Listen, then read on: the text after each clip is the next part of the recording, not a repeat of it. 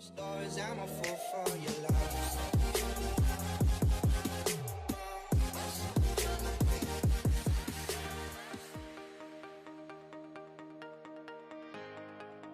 Remove the rubber engine cover.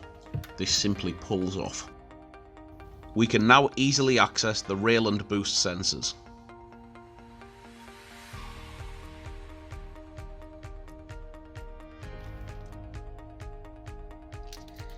Unclip the factory rail connector by pressing down on its releasing tab.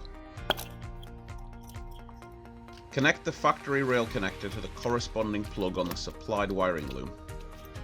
Then connect our rail harness plug to the rail sensor.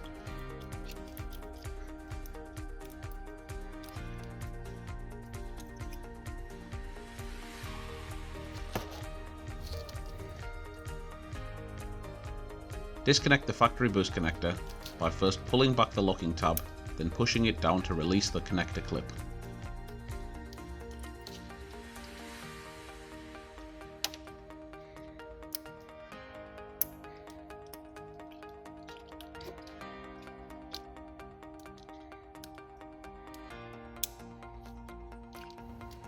Connect the unit to the wiring loom and place it into the provided protective bag.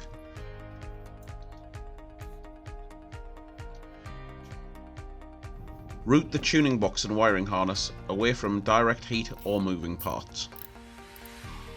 Secure the unit and tidy the wiring harness with the cable ties provided.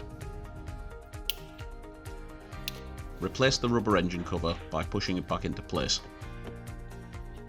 Finally, ensure that the LEDs illuminate in accordance with the supplied instructions.